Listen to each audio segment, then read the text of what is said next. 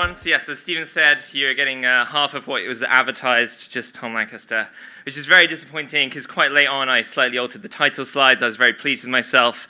It's a mashup of Mission Impossible, an American classic, and James Bond, a British classic. So the idea was that we could have shared it that way, but unfortunately, just Bond today. No, no Tom Cruise.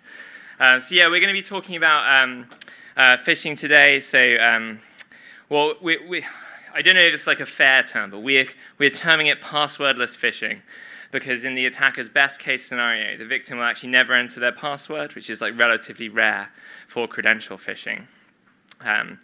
And all of the examples today occur in M365 land, so like office.com. But the same principles actually apply in Google Workspace as well. So the same authentication flows exist that we're talking about today in Google. It's just that Google Workspace less popular. So yeah, the three things that we're going to be going over today, all of the examples today are threat actors that we would say are Russian. But we have actually seen other nations do the same things. So these tactics are not specific to Russians. They're just popular within the Russian hacking community, if you like. And yeah, it all happens in Microsoft land. And the user does not always enter their credentials. So hopefully I have some good examples of that coming up. So to set the scene, this is what credential phishing looks like for everybody's like mom and dad. So there's like a phishing email, it comes in, and there's some kind of like urgency around it, and there's the urge for you to sign in, whether it's like to view your bill, whatever it might be. Please click a link and sign in. And it entices the user to be like, oh no, I better go and sign in right away to go and fix whatever this problem is.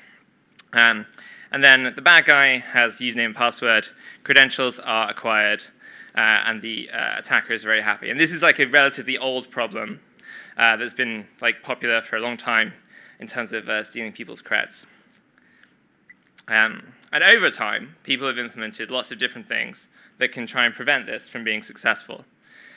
So pretty probably everybody in the room has taken user training, maybe from like FishMe, KnowBe4, those types of companies, that tell you about all the classic things that people do in credential phishing or phishing and delivering malware.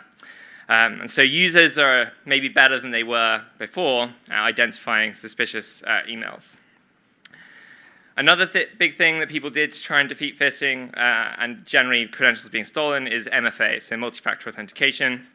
So this makes life harder for the attacker, but not impossible. There are different kind of credential phishing solutions. So the most popular and wide-known one is called EvilGenX, which does support the it's an adversary in the middle framework is what it's called. So yeah, in that case, they just relay the requests as you make them, and they can defeat MFA that way. But it still makes the attacker's life much harder. And another thing that people do, particularly people in my field, is infrastructure tracking and blocking. So trying to find like phishing sites, blocking them, and that usually involves some attacker-created infrastructure. It doesn't always. Sometimes it's compromised, but the vast majority of the time, it's like the bad guy registers a domain, and then you have the chance to block that domain or like identify that's happening. And so the phishing that I described just now really falls into these first two boxes. So kind of classic phishing, which would just support a username and password, and then adversary in the middle frameworks. EvilGenX is one. There are lots of like private and other ones as well. And those adversary in the middle frameworks are not just static pages. They relay the requests live and then display the correct 2FA prompts and so on for the user. And really, in our experience, so we monitor customer networks, we try to identify attacks. What's been popular for most of the last 10, 15 years is these first two ones at the top. So they are classic phishing and things like EvilGenX. And so we see those almost every day at different customers. Some of them are interesting attacks, and some of them are just like criminal attacks where they're just trying to steal as many creds as they can. And the less popular ones are, oh, wait, my red is missing. Okay. So the less popular ones are the ones at the bottom. So the two things we're going to be talking about today are device code authentication flow phishing and Auth code phishing. And Auth code actually really has two other types within it. So you can have a third-party app Auth code, and you can have Microsoft native Auth phishing. And I'll talk about the difference between those later on. And we would say that for these ones at the top, the main thing that differentiates them from the ones at the bottom is they would be password-required phishing. So in that case, the user clicks on something, they end up in their browser somewhere, and they have to type in their password and possibly do their 2FA prompt, and the URL bar will display the attacker's URL. And so this is like a chance for the user to identify that it's phishing, and it's also a chance for security teams to see that connection. And it's a chance for like Microsoft and so on to look at like people referring connections to their authentication services as well. And these ones at the bottom, which once again should be red, are what I'm going to term passwordless phishing. So cases where the user doesn't enter their password and where the URL bar actually displays a normal Microsoft login page.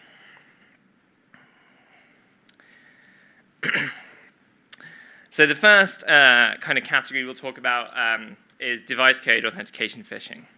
And so this is not an entirely new idea. So if you were to like Google device code phishing black hat, then I think you'll find a presentation from maybe 2019 or 20 where I can't remember who it is, but a red teamer basically describes how you could abuse this authentication workflow to phish a user.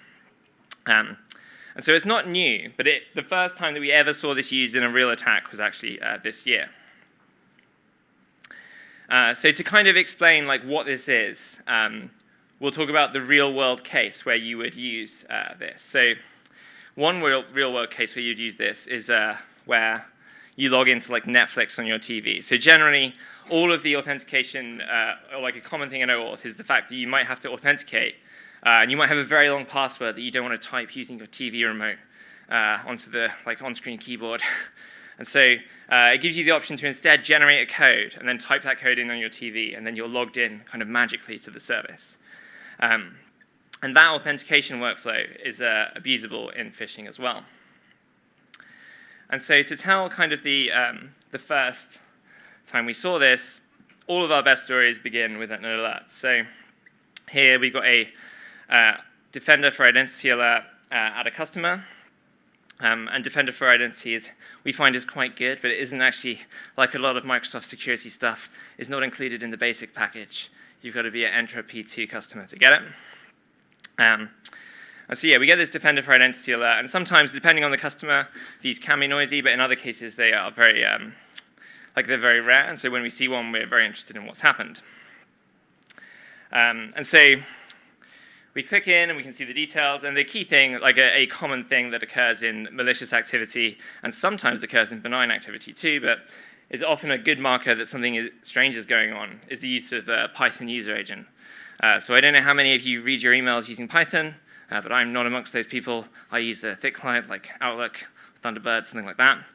And so immediately piques our interest, and we quickly figure out that yes, the user is compromised. And we have to go and figure out how this came about. So we just know the attacker is like logging into M365 and stealing stuff. We don't know how they got the credentials to do so. And so tracing back the activity in the M365 logs, we find that the first suspicious activity occurred on the 22nd of January. And so we kind of make a guess and we say, well, what happened in the user's email on the same day? And we see an Outlook address contacting them and telling them to join a chat room. Element is an open source chat software. And this is what the link looks like. And it's got an ID, which we'll later find out is the device code. And it's got a join the chat room button. And the join the chat room button just takes you to login.microsoftonline.com, etc. And that's the default auth URL for device code logins. And if you were to, you could visit that safely on your laptop right now, and you'll enter. You get a page a little bit like this, and this is the entire contents of the pages. Like gives you a box to enter the code, tells you you shouldn't enter a code if you don't trust the source. And essentially, if the user enters their code, they have given the attacker access to their account, but it's not really very clear from this dialogue that that's what's happening. So we're able to prove that as well. So marrying up the M365 logs to the time of the email, we can see like a couple minutes after the email is sent that the authentication protocol used to auth is the device code flow. And so the kind of next question is, well, what do they do during their 5 days? Well, they download a lot of files. So generally, with any of these authentication flows, it's quite common for the attacker to set things up to have access to graph.microsoft.com as the default permission they request. And if you have access to a user's graph.microsoft.com privilege, you can do anything the user can do on graph.microsoft.com, which is the full API access to everything in M365. It's like email, Teams, OneDrive, the works. And so quickly, this is like on the 27th of January, we like go and like look into this a lot, and we add lots of different detections for attackers abusing this. And we go and look back in the past a little bit. We don't see any evidence of people doing it before then. And so we go to look at, well, we'll make sure that we catch this next time.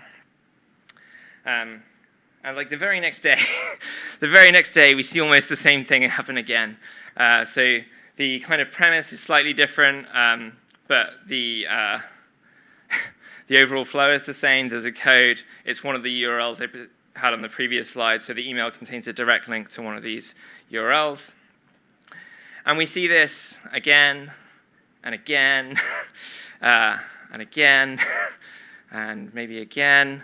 So yeah, we see maybe like 6 or 7 of these campaigns within a period of, say, 2 weeks, all of which are essentially abusing the same functionality.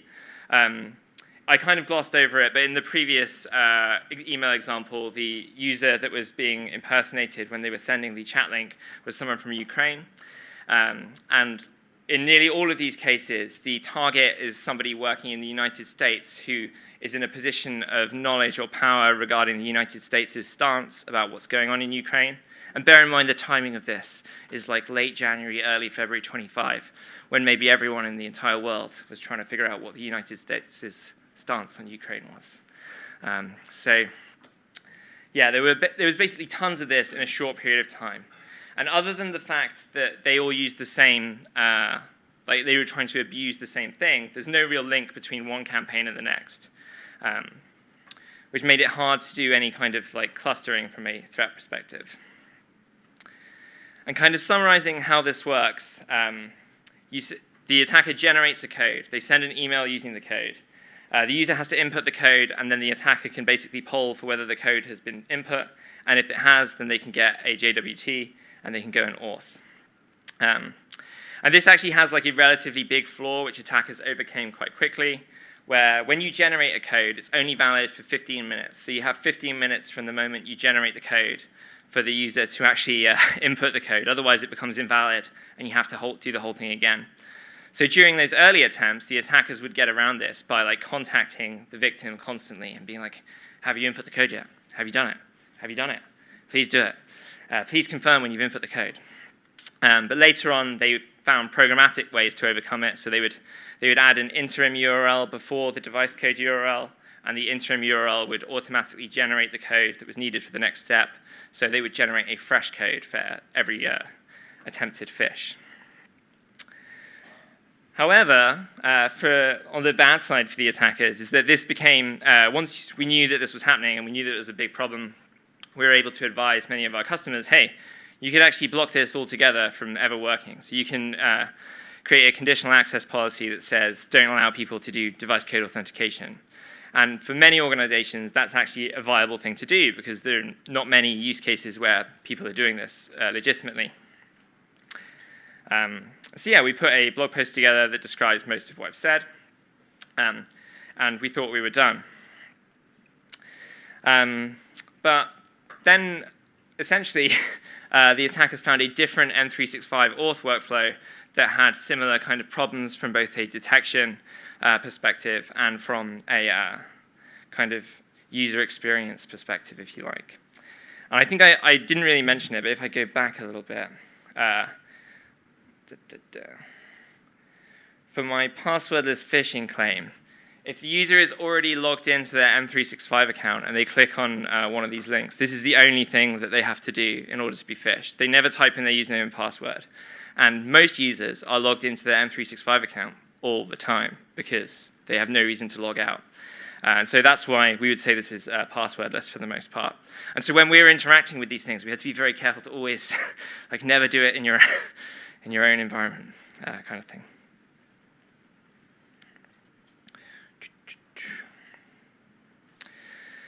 So, taking a similar approach to what we did with device code, we're going to talk about how OAuth works and like why it's a thing before we can talk about abuse of it. So, OAuth is like a relatively popular. There will probably be many people in the room who know OAuth much better than me, because I only know about it from investigating attacks against OAuth, not from actually like implementing it in any product or anything.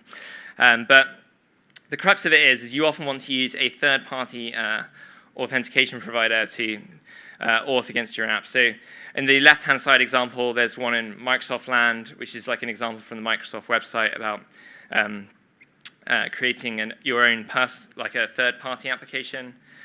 You often see like login with type options, and they all work using this as well. And on the right-hand side, there's an example from Google Workspace for the same thing.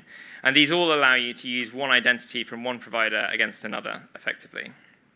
And something that we have seen for quite a long time, so maybe going back like 5, 6, 7 years, is the case where the attacker creates a third-party application that requires a lot of permissions, and then they ask the user to authenticate against that application.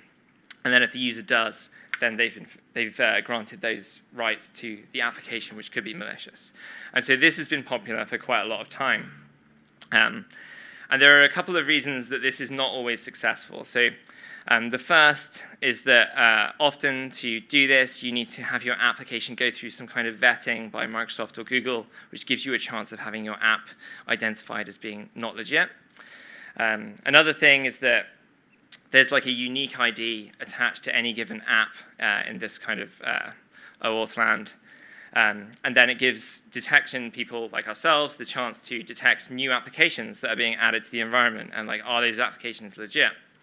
And even more than that, you can actually deny third-party applications altogether. So you can create policies, a bit like the device code one, that say, never allow a user to add a third-party app without admin consent. And then it gives organizations a good chance of blocking attacks that do this. And so these attacks are like high effort and could quite plausibly fail, and so they're not necessarily popular.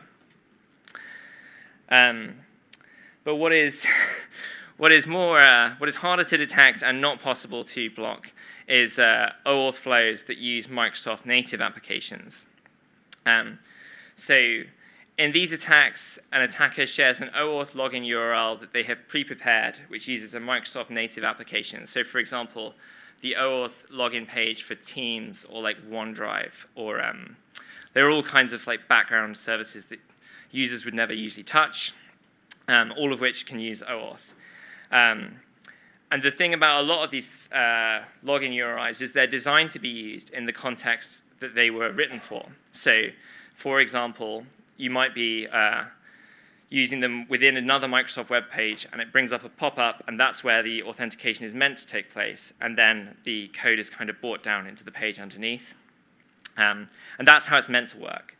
And so a lot of the time, what happens is that I don't know how legible the screenshots are, but the URL in each of these cases contains your access token that you just logged in with. And so the attacker realized that they could ask the user to share the URL back to the attacker, and they'd come up with some kind of pretense about why that needed to happen. And then if the attacker gets the URL, then you've been phished. So yeah, these attacks worked in roughly the following way. They would contact the user via Signal or WhatsApp. They would pre-create these URLs which had like the user's email in them, so that they got the nice login hint, so that it already had the email pre-populated. And they would ask the user to send the URL back. And if the user did that, then that would be basically game over. And the reason they would come up with good reasons as to why the users had to do that, which I'll explain now. So our first case comes from April 2025, and in these cases, they would reach out to the users on Signal and WhatsApp. So for an organization like ours trying to protect users, there's not really anything we can do about that. We don't have a magic way to read all of our customers' WhatsApp messages, their Signal messages, and so all of this takes place blind, and the only way we can ever figure it out is if later on we figure out that's what happened, and we go back and we read the chat. But yeah, they would contact these individuals in the United States, the same kinds of ones I was describing before, who were influential, and they would impersonate EU officials. So they would impersonate real people working in like different European governments, and they would want to talk about issues relating to Ukraine. And so the conversation would go on for a bit, but eventually the crux of it is that you need to attend a video call that takes place on Microsoft Teams or Zoom, things like that. And this is what the user's experience would be like. They would click on one of those links, and then they would be asked to share something back with the attacker. All of these things rely on the user sharing something back. So the very first one of these we identified used a Visual Studio Code Auth workflow. And one of the funny things about this is that the bit highlighted in red says https may.gov.ro. That parameter in the body of the page is just from the URL, so the attacker could set that to whatever they wanted. So they could make it look like it really came from the Romanian government. And then the attacker would ask for the code from the body of the page back.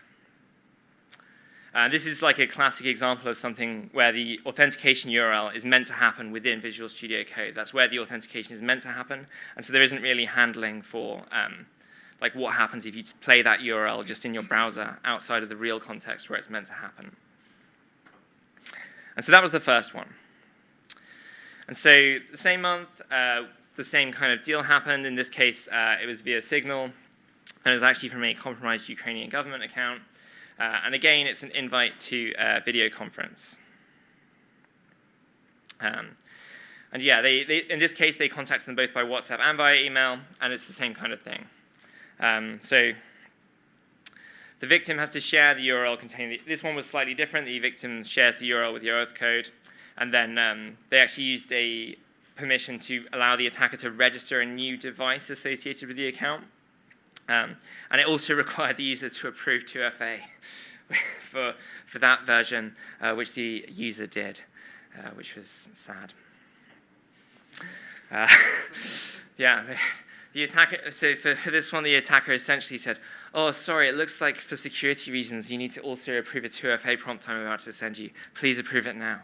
And then that's how that worked. And then there's actually like an ongoing case. It says September 2025, but this is currently happening right now, where the attackers are impersonating this organization, Razum for Ukraine. So in the from field, you can see razumforukraine.us. The real domain is razumforukraine.org, which is like a United States-based kind of political kind of, I don't know how you describe it. Fundraising. They're fundraising for Ukraine in the United States. Yeah, $100 million US they've raised so far. So yeah, they're trying to get people to come to their conference this year, which is taking place in a couple of weeks, I think. And yeah, they got an invite to the conference and basically asked the user to share the URL back in the same way that they did in previous cases. But this newest one, if anyone is an expert in Microsoft 365 Auth stuff, we're curious about how it works because we still don't really know. We've contacted Microsoft. They don't seem to really know how this would ever work. But it must work because generally if attackers do something, it's because it works. It's not because it doesn't work. But here is essentially what happens. So they share a URL that looks a bit like this. So the client, if you've never done Microsoft 365 logs analysis, first of all, congratulations. And second of all, if you have done it, then you know that this client ID field, despite being called client ID, is really like the application in Microsoft 365 that's being is responsible for the request. And this client ID is the ID for Microsoft's Power Automate.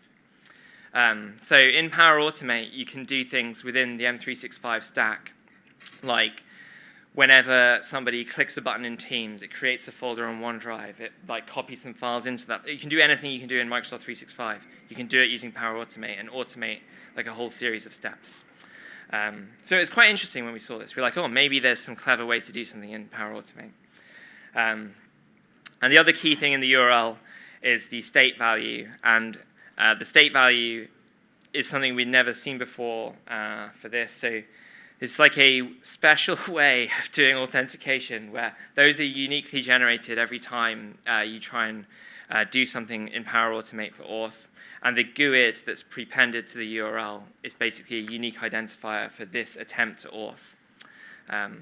So first of all, they do that. And if you were to click this link, you essentially, you get no, if you're already logged in, you get no dialogue. And the only thing you get is a URL that looks like this. And it says, authorization complete. It should be closed automatically, which again is you're taking a URL that's not meant to be viewed by a user and taking it out of context. But the attackers are quite clever here. So the pretext that wasn't shown in the slides is that you're joining a video call. And what they said is that the PID is your unique participant ID, and the code is your registration code. And that's why you need to share this back with me. But the curious thing about this versus almost every other version of this that we've seen is that the code here is a 32-byte 32-character hexadecimal string. Does anybody know what it's going to be? It's an MD5, yes, which is completely unlike all of the other ones. So the other ones are very big, massive base64 things. They're like 400 characters long because they contain a lot of information. Whereas this time, the thing the attacker has asked for is only 32 characters, and it's an MD5. And I have no way of, if I try and perform this attack on myself, I do not know how you exchange that MD5 for something that lets you authenticate to M365. And do you know who else doesn't know? Microsoft. So that's an exciting thing. So maybe Microsoft will figure it out. But I don't mean to be mean to Microsoft. It's a big company. It's very hard to read all the code. There's a lot of stuff going on. So yeah, the victim has to send the URL back, a bit like the previous attacks. So when we were investigating this, this is essentially the same approach we would take to any of these things, is we try to figure out how did the attacker generate a URL that looks like that? Can I play the attack back against myself? And so we know that this takes place in Power Automate, and we did find a different way to do a similar attack using Power Automate. So in Power Automate, there are loads of applications, most of which are Microsoft native ones. And so we picked the one that's going to look most benign. So we take Office 365 Outlook, and we create a new connector, which is the way that Power Automate has access to data relating to a given app. And so we create it, but we deliberately don't complete the authentication flow. Instead, we leave it broken, and you end up with a dialog like this. And then if you press reconnect, but don't auth, take that URL out of context, then you end up with a magic URL, which results in something that we do know what it looks like, which is the long, massive 400-byte code, which we can exchange for a token. So this would work if the attacker did this, but this is not what the attacker did. So we don't know how the Power Automate one works fully.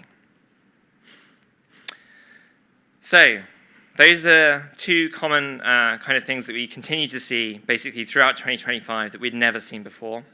And whenever we give a talk like this, we don't like to just talk about oh, here's the problem. We also like to give examples of things you could do, whether you're an MSP, whether you're defending your own environment. And so here we'll talk about different things you can do to detect, prevent, and some kind of thoughts.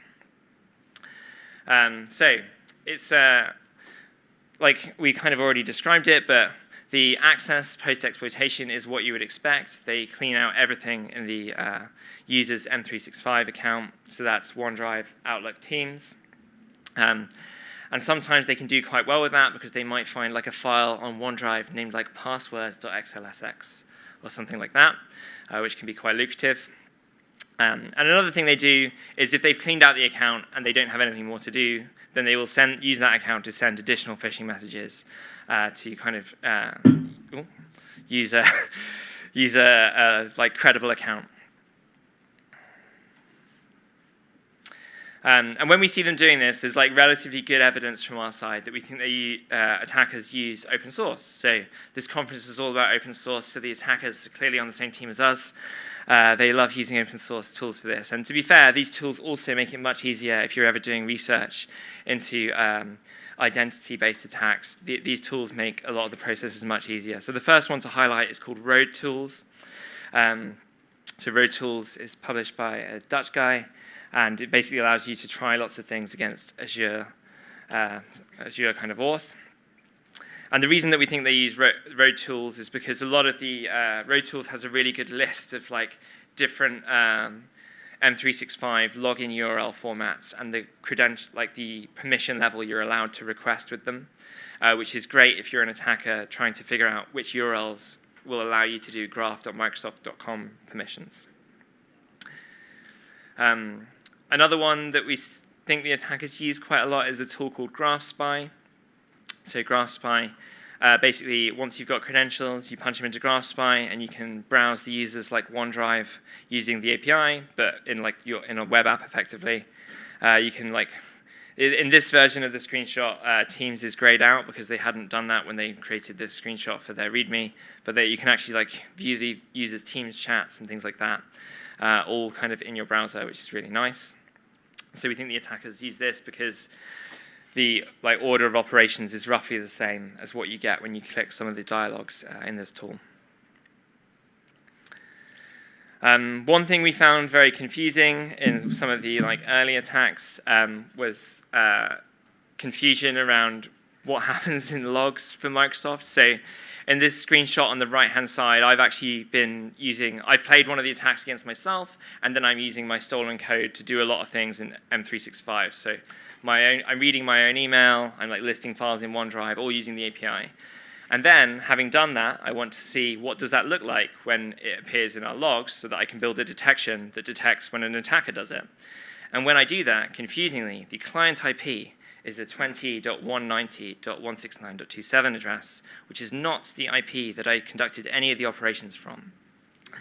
And essentially, what seems to happen is that so that address belongs to Microsoft, but that isn't where any of the activity occurred from, and there's no evidence of my actual own IP in the log. And so the login event does have my IP, but all of the actions I perform via graph.microsoft.com show internal IP addresses from Microsoft as the client IP. And so this could be very confusing if you're trying to assess the damage from one of these attacks, because often the workflow for investigating something like this is you go back to the first thing you saw, and the first thing you might see is the login that the user, that the bad guy did. So the bad guy logs in, and in the client IP field there, it will show the attacker IP. And then a very tempting thing to do is to grep all of the logs for the attacker IP, see what else they did, or even the same ASN. And you would be very tempted to exclude the entries that had Microsoft IPs from your analysis. But that would be a very bad idea in this case, because you would be excluding lots of attacker activity too. And there's another field not shown in this, which is a GUID, which is the session ID, and that does contain. So if you key on session ID, then you do get all the things that happened within the attacker's session. But we found that very confusing. Another thing that can be difficult in this space is the delay between actions taking place and logs arriving elsewhere on the internet. So in theory, sometimes if there's no identity, like Defender for Identity Alert, and you're doing your own logic against Microsoft logs, then you might find that there's a 40-minute delay between the attacker logging in and the login event appearing in your own logs. And that is more than enough time for the attacker to clean out a lot of what will have been available anyway. And so even if you have perfect alerting logic, you can still kind of lose, if you like, because essentially the internet is not fast enough, if you like. So yes, it's another problem. We find that these techniques are generally effective for a few reasons. So the first of which is that the initial approach can often use private and unmonitored messaging platforms, so WhatsApp and Signal. And so it happens outside of the view of any kind of security solution. So that is a win for the attacker. Another win for the attacker is that if the user is already logged in, they don't type in their password at all. If they are not logged in, the place they're typing their password into is login.microsoftonline.com, which is the same URL they'd use anyway.